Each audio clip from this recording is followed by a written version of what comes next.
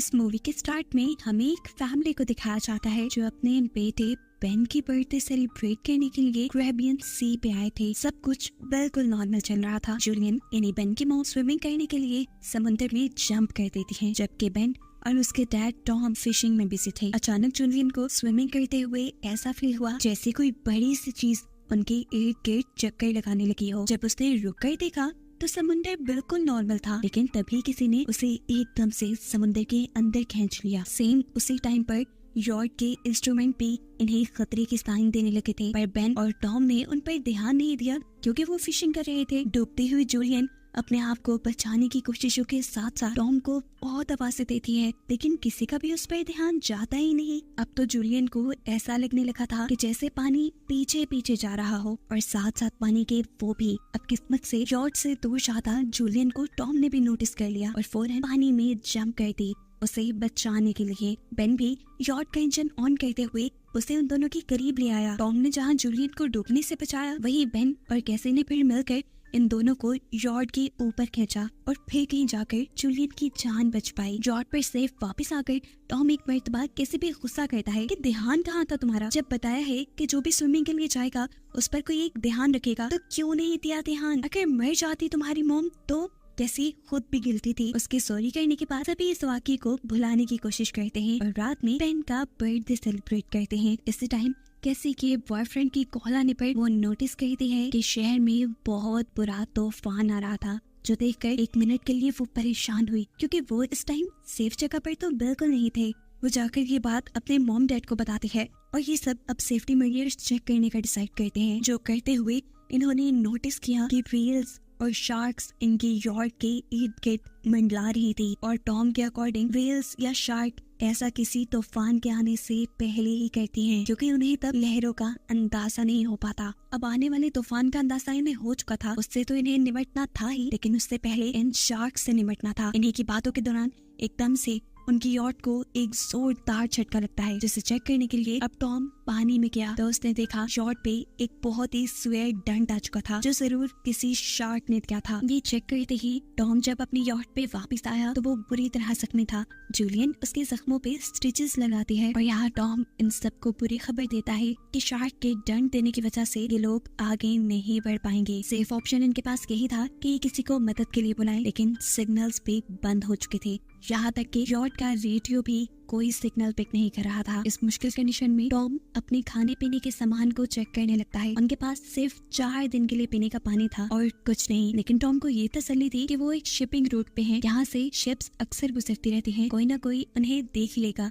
इनकी इन्हीं बातों के दौरान अचानक बाहर से इन्हें जोरदार आवाज सुनाई देती है। बाहर जाकर जब इन्होंने देखा तो एक मेट्रॉइड बिल्कुल जमीन से टकराने वाला था और इनकी शिप की तरफ आ रहा था। उससे बचने के लिए टॉम जल्दी से अपनी यॉर्क का इंजन ऑन कर देता है। हालांकि वो जानता था अगर उसने ऐसा किया तो उसकी शिप तबाह हो जाएगी, और बिल्कुल ऐसा ही हुआ। यॉर्क का इंजन तबाह हो गया और दूर से एक दूसरा मेट्रॉइड भी उनकी तरफ बढ़ने लगा। अपने आप को बचाने के लिए कुछ और तो कर नहीं सकते थे, इसलिए लोग तेजी से यॉर्क के निचले हिस्से की तरफ चले गए और लाइफ जैकेट्स भी इन्होंने पहन ली। जिसके बाद बस इन्हें एक जोरदार आवाज सुनाई दी और ये सब बेहोश हो गए। इन्हें जब होश आया तो ये सब जिंदा थे। चोटें तो इन्हें बेशक आई थी, लेकिन हैरानकुन बात ये थी कि अब इनकी बोट के अंदर एक बहुत बड़ा होल होने के बावजूद भी इनकी बोट के अंदर बिल्कुल पानी नहीं था। टॉम और बेन ने जब बाहर जाकर देखा तो इनकी बोट एक सहराई पथरीले इलाके पे आ गई थी। ये जगह बिल्कुल बदल चुकी थी। जहाँ पानी था वहाँ अब बस मिट्टी के पहाड़ रह गए थे। टॉम जल्दी से अब कंपास निकालता है और डायरेक्शन देखने लगा। तब जाकर उसे पता चला कि इस जमीन के साथ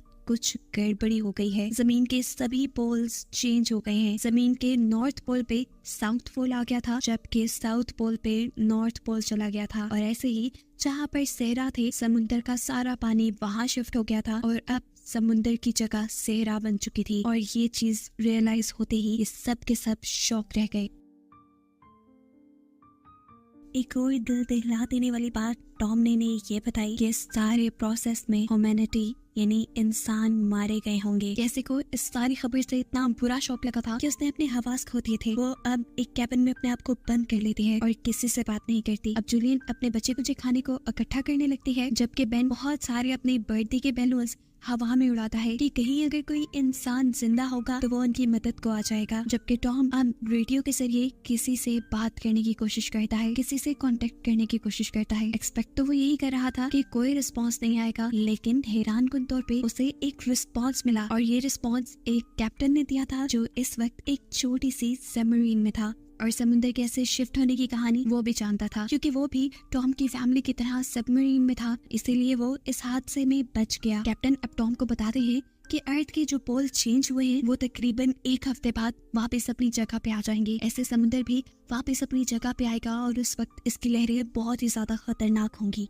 इसीलिए कैप्टन टॉम को मशवरा देता है कि तुम कोई ऊंची सी जगह ढूंढो और वहाँ पे चले जाओ, वहाँ पर तुम्हारे बचने के चांसेस ज्यादा हैं। ये बात सुनते हुए जूलियन फौरन अपने बच्चों को पैकिंग करने को कहते हैं, जबकि टॉम कैप्टन से रिक्वेस्ट करता है आपकी सबमरीन के अंदर भी बचने के चांसेस ज्यादा हैं, क्या आप हमारे बच्चों को रख सकते हैं। तब कैप्टन बताते हैं कि वो ये करना तो चाहता है लेकिन कर नहीं सकता क्योंकि उसकी सबमरीन बहुत छोटी है, उसका यहाँ पे एक साथी मारा गया है और ऐसे बस एक ही इंसान की जगह उसकी सबमरीन के अंदर है। या टॉम कैप्टन की मिन्नतें करता है प्लीज आप किसी तरह दोनों बच्चों को एडजस्ट कर लो, इसके बदले में आप मेरे से जो मदद चाहेंगे मैं आपकी करूंगा। कैप्टन अब उसकी बात मान गए थे। टॉम अब उस सबमरीन की लोकेशन का अंदाजा लगाता है और जूलियन को बताता है कि वो सिर्फ 2 दिन के अंदर अंदर वहाँ होंगे, यानी समुद्र की लहरों के वापस आने से पहले पहले ये लोग अपने बच्चों को सही सलामत उस सबमरीन तक पहुँचा देंगे, जिसके बाद उनकी जान बच जाएगी। अगली सुबह ये पूरी फैमिली अब अपने सफर को तैयार थी। तभी टॉम ने देखा कि दूर से एक अजीब सा आदमी अपने डॉग के साथ यहाँ चला रहा है। टॉम ने नोटिस किया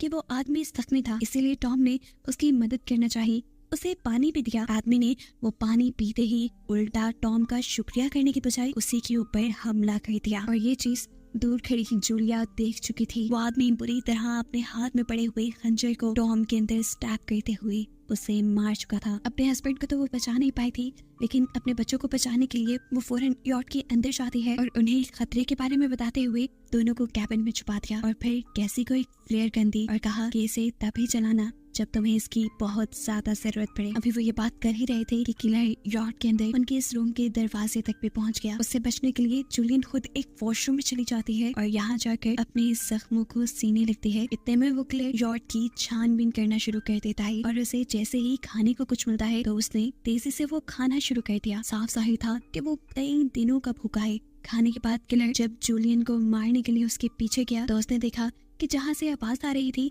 वो कैबिन तो खाली था। असल में जूलियन बोट में हुए सुराख से निकलकर भाग चुकी थी, लेकिन उसकी बदकिस्मती कि उसे इस किलर के डॉग ने देख लिया जो उस पर भौंकने लगता है और उसे चुप करवाने के लिए जूलियन उसे मार देती है और खुद बोट के नीचे छुप जाती है। वैसे तो वो किलर को ना मिलती, लेकिन किलर ने जब दूर अपने डॉग को मारा देखा तो वो समझ गया कि जूलियन बोट से बाहर है। अब जैसे ही किलर उसे पकड़ने के लिए बोट से नीचे उतरा, जूलियन बोट की दूसरी तरफ से एक दूसरे टूटे हुए शीशे को अपना रास्ता बनाते हुए बोट के अंदर आ गई, लेकिन उसकी बदकिस्मती कि थोड़ी ही देर में पकड़ी गई वो उस किलर के हाथों। किलर उसे बालों से पकड़ के खूब टॉर्चर करता है, उसका गला दबाने लगता है, जबकि जूलियन अपने आप को बचाने के चक्कर में उसके साथ लड़ने लग जाती है। कैसी जो कैबिन से ये सब कुछ देख रही थी उसे लगा ये सही मौका है फ्लेयर गन यूज करने का। उसने यहाँ पे फ्लेयर गन चला दी जिससे उस आदमी को तो ज्यादा नुकसान नहीं हुआ, लेकिन उनकी यॉट जलने लगी। अब अपने आप को बचाने के लिए जूलियन जल्दी से अपने दोनों बच्चों को लेकर इस यॉट से निकल गई। जहाँ से बाहर निकलते हुए उस किलर ने दोबारा जूलिया के ऊपर हमला किया, लेकिन इस मर्तबा जूलियन ने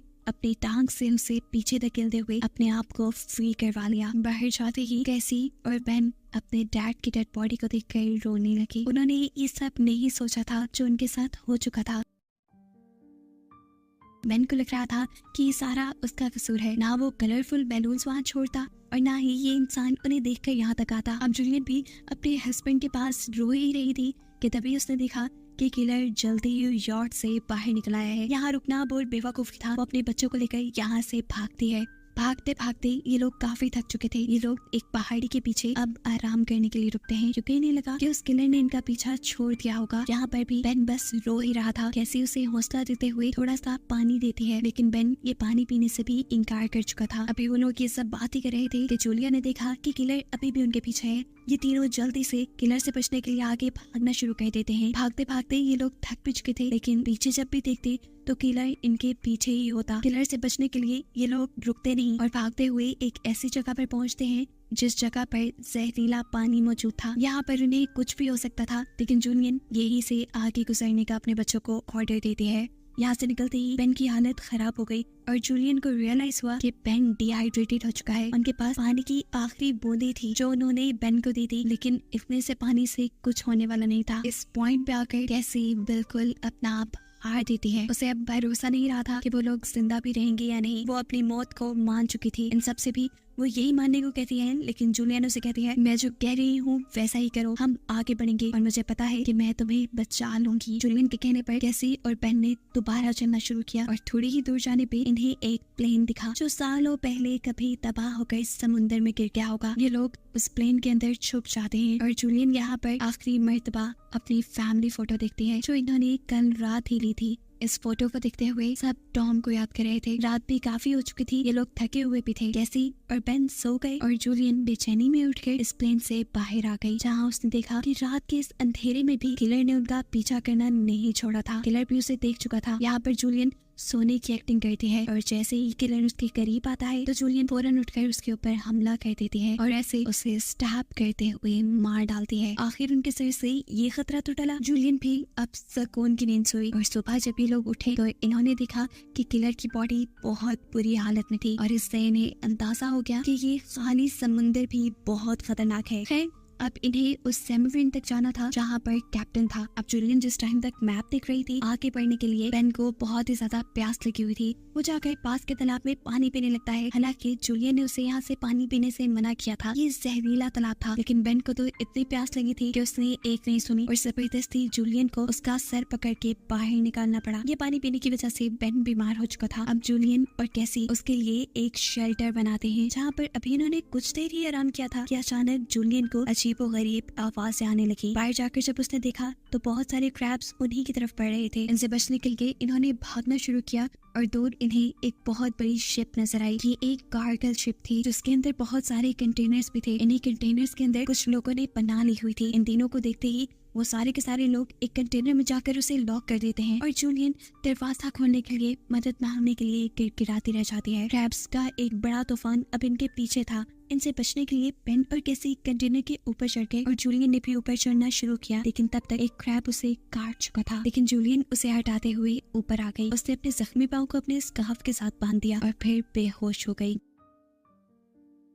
बेन और कैसी ने देखा कि वो क्रैब्स उस कंटेनर को काटते हुए उसके अंदर चले गए थे और वहाँ के लोगों पर उन क्रैब्स ने बुरी तरह हमला कर दिया। हालांकि जिन लोगों के पास वेपन्स थे उन्होंने वेपन्स के जरिए उन क्रैब्स को मारने की कोशिश तो की, लेकिन वो कितने भी क्रैब्स को मारते। खैर सुबह हुई और जूलियन को होश आया। उसने देखा कि उसकी दोनों बच्चे यहाँ नहीं है। वो बुरी तरह डर गई क्योंकि ये इतनी खतरनाक जगह थी कि कोई भी मर सकता था। जूलियन उनको खोने की डर से रोने लगी थी, लेकिन तभी दूर से उसे कैसी और बेन आते दिखाई दिए जो असल में खाने और वेपन्स की तलाश में गए थे और अब क्रैब्स भी यहाँ से नजर नहीं आ रहे थे क्योंकि वो यहाँ से आगे शिफ्ट हो गए थे। उन्हें देखकर जूलियन की जान में जान आती है। जूलियन अब अपने क्रैब के काटे जख्मों का ध्यान करती है जबकि बेन अपने इकट्ठे किए हुए वेपन्स को देखने लग जाता है। अब जूलियन अपने रेडियो के जरिए कैप्टन से कांटेक्ट करती है जो उसे बताता है कि उसके ऊपर भी सी क्रिएचर्स ने हमला कर दिया है। वो बहुत ही ज्यादा जख्मी है और वो अब इनकी मदद नहीं कर सकता। साथ ही उसने अब जूलियन को ये भी बताया था कि समुद्र जल्द ही अपनी जगह पर वापस आने वाला है, इसीलिए तो ये सारी क्रिएचर्स वापस आ गई है।